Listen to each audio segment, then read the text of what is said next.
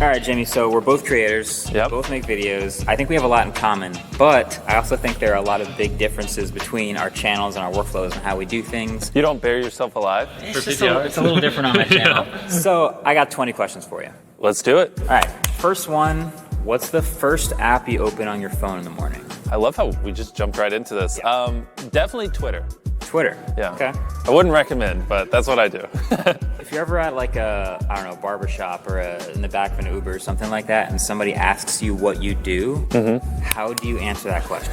Oh, well, if I'm in the back of an Uber, I lie. I just say I work at McDonald's because I don't want them to drop me off at my house and be like, yo, I know where a YouTuber lives. Right, true. Do you have like, there's usually follow-up questions. Do you ever like say what you do and then have to sort of explain it? Yeah, so I guess I typically just describe it as I like to give away money while torturing myself and occasionally torturing my friends and then just doing whatever random weird things pop in my head. That's going to get some follow-up questions. Yeah. For sure. I just say I'm a video producer and usually that sort of captures it. No, you're the video producer that decides what tech everyone in America buys. That's what you are. I mean, you're too humble to say that, but like half the time I watch his videos and I just leave and go buy stuff. So we're sitting here in part of the semi-deconstructed Squid Game set from the video you did on top of a bunch of money. You're sitting on about $200,000. We haven't sent it to him yet. Casual. You said before in a video that you didn't tell your parents when you started making your channel, and then they found it at like 10,000 subscribers or something. Yep. Same. I didn't tell my parents about it. They found it. When they did find it, how do they react? And like, what's the difference between then when they found it and now when all this is going on? Well, my mom was like, oh my gosh, she's not crazy. Because she would always think I was just talking to random people in my room or just like talking to myself when I was like recording videos. Same. So she kind of had a hunch. And then she's like, but why? And she's like, your grades suck. Can we like spend more time on school and less on videos? And I was like, no, I want to spend less time on school and more time on videos. So my mom just wanted what was best for me, but it was pretty brutal at the start because I was doing bad in school and I literally would just stay up all night making YouTube videos. But then I think there was a moment where we did a brand deal that was basically more than her entire salary. And that was kind of when it switched and she was like, you know what? You keep doing that. Actually, how about, can I join you? And I'm like, yeah, Mom, come join us. Now she loves it, obviously. Not because she's money hungry. She just didn't want me to end up, working at a fast food restaurant, which, I mean, if this didn't work out, I don't know what else I would have ended up doing. Was the money comfy, sitting on 200 grand? I've never sat on 200 grand, so I didn't have like a Here, put your feet over there. Now you'll be on 400 grand. Okay, 400 grand. Is that more comfy? That is more comfy. Yeah. Don't rob us. We have security. Yeah. Okay, so you've counted to 100,000. Yes. You said PewDiePie 100,000 times? I did, and Logan Paul 100,000 times. You completed a mile in the world's largest shoes. Yep. What's the hardest challenge you've ever done, physically speaking? The hardest challenge? Surprisingly, none of those. Is actually when I buried myself alive. I buried myself alive for 50 hours. I'm sure footage on screen. It was brutal because, I'll be honest, coffins aren't comfortable and my back was hurting. And like 30 hours in, I was like, I almost got out. Like even just thinking about it makes me almost tear up. It was so painful on my back. I feel like you should collaborate with David Blaine at some point because all of his stunts are somewhere on the borderline of like, how much can you actually physically tolerate? Yeah. And that spectacle is just as fun. Weirdly enough, when I did that, we were in contact and then since then we haven't talked. But David, if you see this, please, let's do something. Okay, so if you had to guess, how many cameras are on the entire campus for all of the channels and everything that you run? Ballpark, you have to put in a number. Well, so there's videos like Last Take Hand Off Lamborghini where we put 50 people's hands on a Lamborghini. And in that video, we had to get like 50 of these so we could zoom in and monitor every hand. And then if you turn the camera, there's videos where we do hide and seek, sometimes with dozens of people, and so they each need a handheld. And then other videos, we need like 50 GoPros. I mean, we're probably up to like 250, 300 cameras. But I was going to guess it was higher. I was going to guess like 5. I'm trying to be conservative, but yeah, it's crazy. But it's not like we're just buying them to buy them. It's just like certain videos literally need like 50 to 60 cameras at certain times. We just buy cameras and they sit here, and then when we need them, we just grab them. That's the way to go. That's the way to go. Yeah, I personally don't like super high quality cameras. I prefer it to look a little more amateur. So I've been using like these G7Xs and like average stuff for like a very long time. 24 or 30 FPS. A 30. Okay. Yeah. There it is. Yeah. 24 is like your career's fading. Like you're trying to get into movies and some of that. That never works. Kidding. I hope you don't do 24. I do 30. Okay. Okay, so I read somewhere, I think you said you've gone through a dictionary and would just like pick random words to see if you can find good video ideas in there. It works actually better than you would think. You still do that? Yeah. So basically, it's not just a dictionary. It's you want to take in inspiration and then see what pops in your head. So say a random word. Any word. Something you don't think I will think you're going to say. Mannequins. Okay, well, there's mannequins behind us. Okay. So can a million mannequins stop a car? Can 10,000 mannequins stop a tank, right? Or what happened?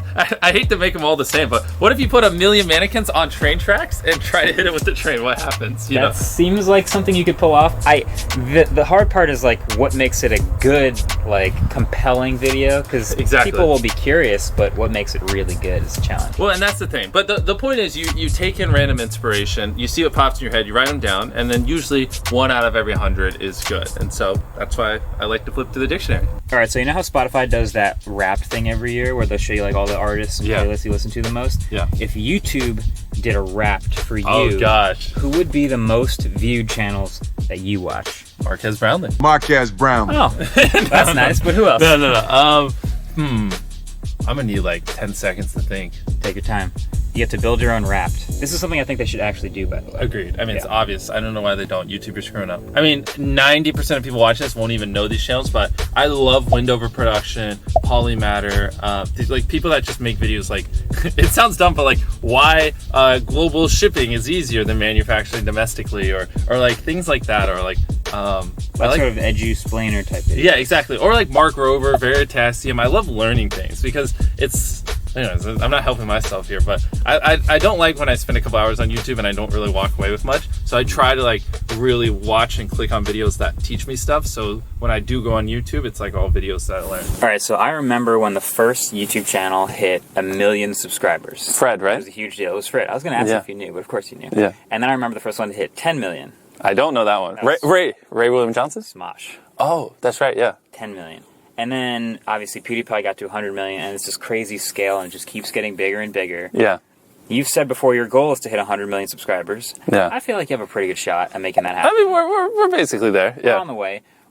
How do you set goals for yourself as a creator, for your channel? Yeah. Assuming you do hit 100 million, do you set another goal? What is that goal? I got it. I love this question. So back in the day, my goals used to be very subscriber-based or view-based. But one thing I've learned, and I think you've probably learned this as well, is like, everything you want as a YouTube creator, every freaking goal you want to hit, whether it be subscribers, you want to hit 1 million or 10 million or whatever, will come if you just make the best videos possible. And so my goal, and this is what it will be till the day I die, is to make the best YouTube videos possible. And so if my hypothetical goal was 300 million subscribers in 10 years, that will happen if I just make the best videos possible. If my goal is to get 50 million views a video, that will happen if I just make the best video. Whatever it is, just focus on making the best videos possible, and all these other vanity, arbitrary metrics will just fall into play. I don't mean that in an arrogant way, but that's just kind of like the mindset you have to have. Like, go hard and believe in yourself,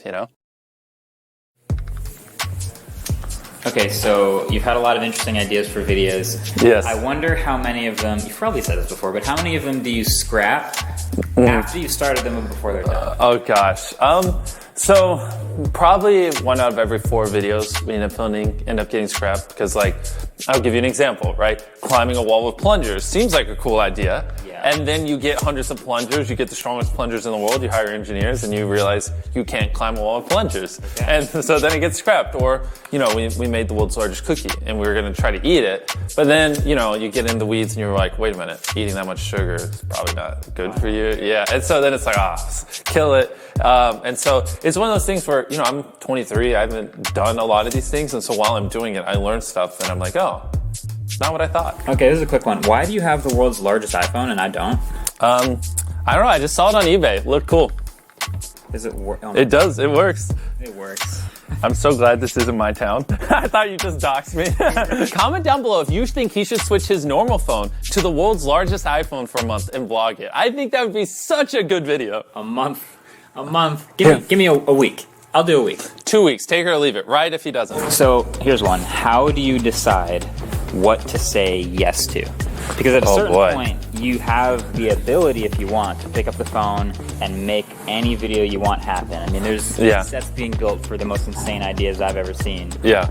How do you decide? Because most of it is no's, right? How do you decide on the yes? Yeah. Well, so video specifically, it's pretty simple. What makes the best video possible? I mean, like I hate to keep coming back to this point, but that's all that matters. What makes the best video possible? What will people enjoy the most? What's something original, unique, blah blah blah, that they've never seen before, and that's kind of really it. You know what I mean? Yeah, I mean, like, it's not money. I don't care to make money. I literally, look at this. You think this is profitable on a YouTube channel? It's not money. It's not really time or effort. It's really just whatever's the best video. That's what I want to do. Fair enough. And I think as long as that's your standard, like, everything else just falls into place as a YouTuber. So I feel like the Squid Games video was sort of a long time in the making, or almost like a master. Which, by the way, if you hear background noise, it's because they're tearing down the sets of Squid Game. So we're literally in the middle of it right now. I know. We're in one of the Squid Game rooms as they're tearing down the other ones. I wanted to move around. It's my fault. But do you have a new Grail video that you want to make? I do. Some like super high-end production that you've been dreaming of making that you can't wait to get. So I want to take everything I learned from Squid Game and apply it to this other idea, but if I told you, I legit would have to kill you. Okay, tell me and I'll bleep it out. Yep. Okay, so basically, I want to do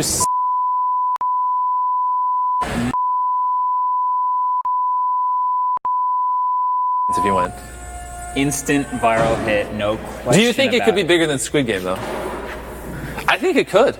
Yeah, it depends on when you do it, but yes. Yeah, I mean, it's going to take like 6 months. Yeah, bet.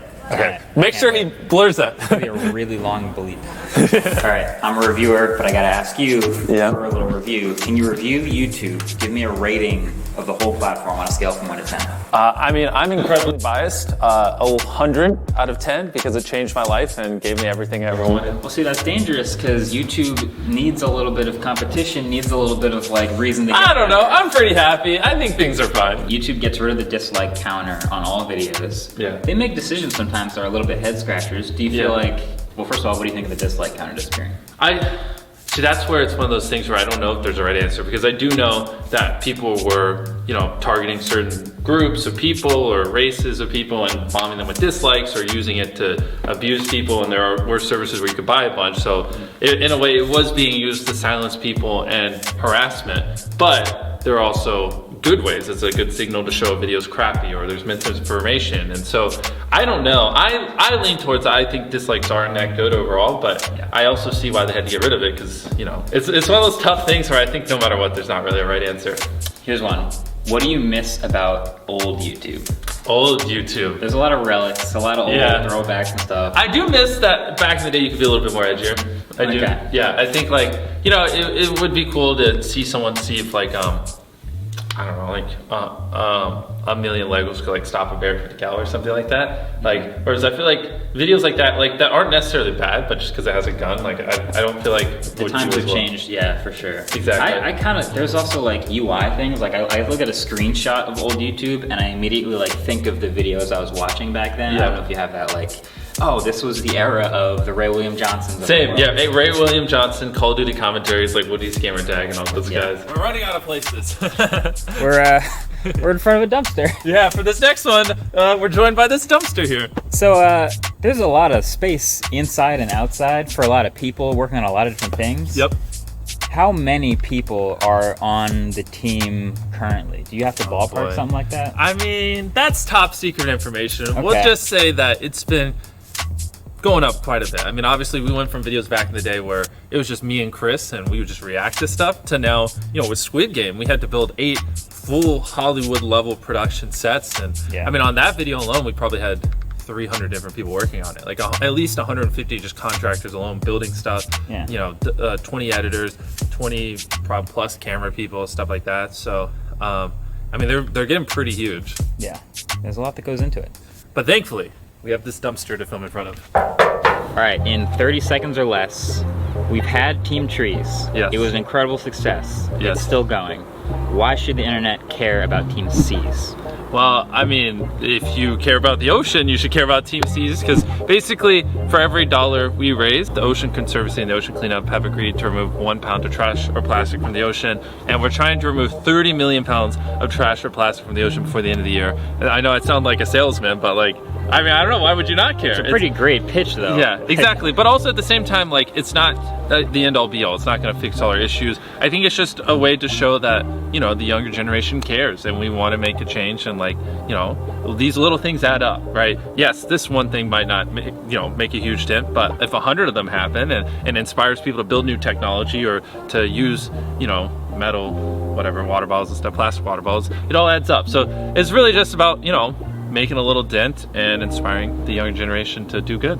Perfect. It's not necessarily about the 30 million pounds. It's about the inspiration. Exactly. It's about the positive net influence of people coming together and demonstrating something powerful. So, yep. And just showing that people care, honestly. Yeah. Honest thoughts on YouTube Rewind. Should they bring it back? No, is it retired forever? Yeah. How do you feel about Rewind? Definitely retired forever. Okay. They should not bring it back. The thing is, YouTube's massive, right? Like, there's a giant community that speaks Spanish. There's a giant community, and even like Southeast Asia, and like there's so many different communities on YouTube that you have never heard of. None of them have ever heard of, because we speak English. We don't speak their language. Like, I think back in the day, it was perfect because it was there. You know, when Smosh hit 10 million, there wasn't many channels with 10 million, and it was a different era. But I think YouTube's gotten so ginormous that it is impossible. And I think you should do a rewind for tech. I think whatever, like someone in the beauty community should do a rewind for the beauty community. And I think like that's what should happen. It should definitely just get passed down to the creators to represent their own communities, because they know it better than anyone. All right, Jimmy, last question. Oh boy. What's the best advice you've ever gotten? The best advice? Mm-hmm. He just hit me. I thought we were gonna switch places. I think one thing that I like that helped me is you're crazy until you're successful, then you're a genius. And I think for a lot of people, when you know you're grinding as a small channel, people think you're too obsessed, you're a weirdo, stop only making videos, like get a life, be realistic. You know, I mean, people will convince you you're out of your mind for wanting to do this, but then once you're successful, they're like, yo, your drive, your tenacity was great. But it's like, yeah, well, where was that back then? You know what I mean? I didn't get that when I was a small channel. And so I think you're crazy until you're successful, then you're a genius. I'm with it. Keep it up. If you're a creator watching this, which I feel like there's going to be some of them out there, like if you want to take any inspiration from this video, that's kind of part of it. Number one, make videos that you'd want to watch. That's for me. Number two, make the best videos you possibly can. Amen. Eventually, that's a great thing to aspire to anyway. And then keep at it. Agreed. Thanks for watching. Catch you guys later. Can we do this? Peace. Oh, I beat him. Dang it.